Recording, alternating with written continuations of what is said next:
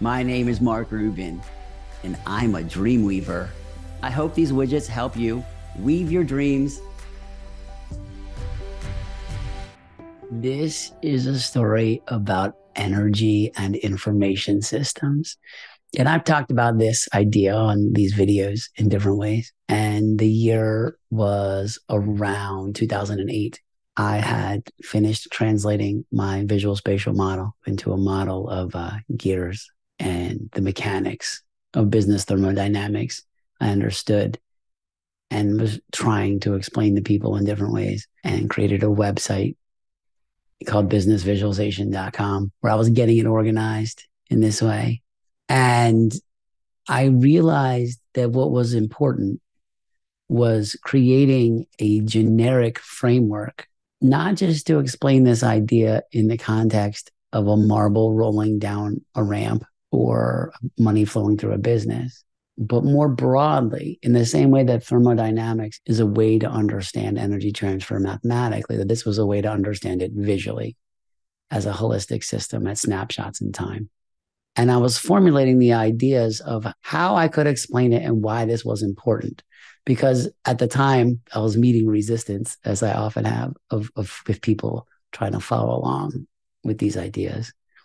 As I said in the previous video, I thought often that my explanation was bad. And then at different times realized that people use different words for different things. And so having like a foundational way to explain this idea without making any assumptions about what other people understand, like the fundamental first principles of this idea about energy transfer, needed to be written down. And so I went back to the drawing board on my website, Business Visualization, which started as a website called Energy and Information Systems. And I merged them and added the theory of energy and information systems to the website about business visualization. In this process of doing this, it helped me understand more clearly where I understood there to be gaps in the way that I was explaining things and the way that other people understood things. And I took a lot of things for granted. And there were a lot of holes in my game. I'm sure there still are.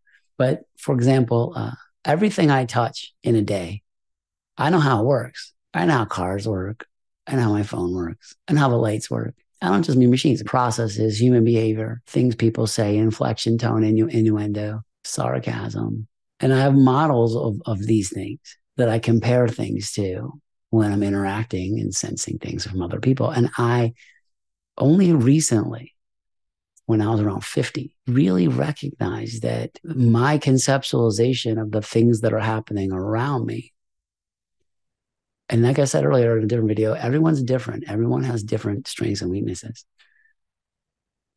But my conceptualization of these things, it seems like deeper and more nuanced than the people I'm explaining them to. And of course, that's because these ideas came from models in my mind, not theirs. So there's always friction when you move information across things.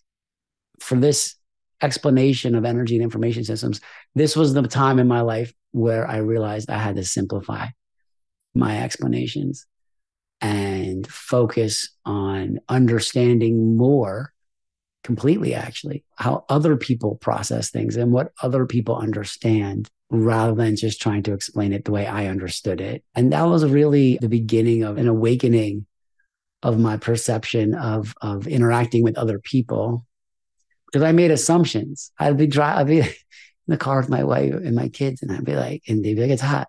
Can you put on the air conditioner?" And I'd be like, "Do you guys know how the air conditioner works? Like, what's happening?" They're like, "No." I'm like, "Do you want to know?" And they're like, "No." And I was like thinking, like, what other things do they not know? Even like key in a lock, or like you use a key goes in a thing and you do something. What's happening? And I guess to me, there's different kinds of magic in the world. And to me, things make sense. And I try to understand what's happening. And so by explaining these ideas about energy and information to people, really this was like a self-reflective period of my life, increase my self-awareness and increase my ability to relate with other people and give people space for their perspective of what they understand, and try to line things up so that we could connect.